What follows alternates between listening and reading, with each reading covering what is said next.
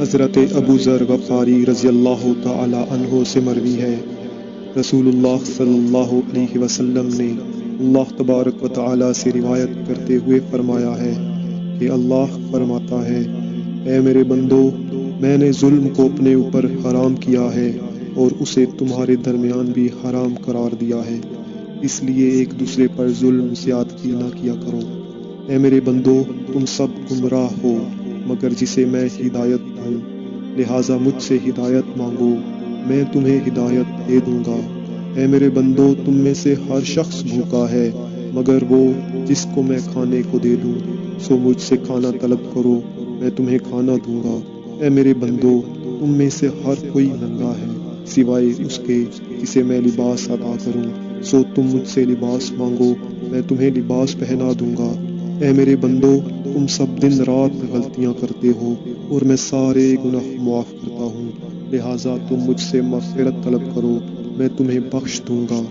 اے میرے بندو، تم مجھے نقصان پہنچانے پر قادر نہیں ہو سکتے کہ مجھے نقصان پہنچا سکو، اور نہ نفع پہنچانے پر قادر ہو سکتے ہو کہ نفع پہنچا سکو۔ اے میرے بندو، اگر تمہارے اول و آخر انسان اور جن سب کے سب تم میں سے متقی ترین شخص کے دل کی طرح بن جائیں،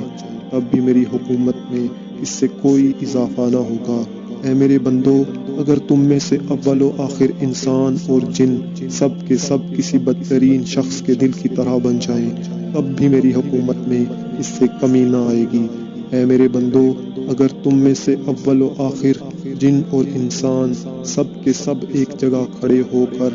مجھ سے طلب کریں اور میں ہر شخص کو اس کی مطلوبہ چیز دے دوں، تب بھی میرے خزانے میں اس سے اتنی کمی بھی نہ آئے گی جتنی سمندر میں اس سوئی سے آتی ہے جسے سمندر میں ڈال کر نکال لیا جائے۔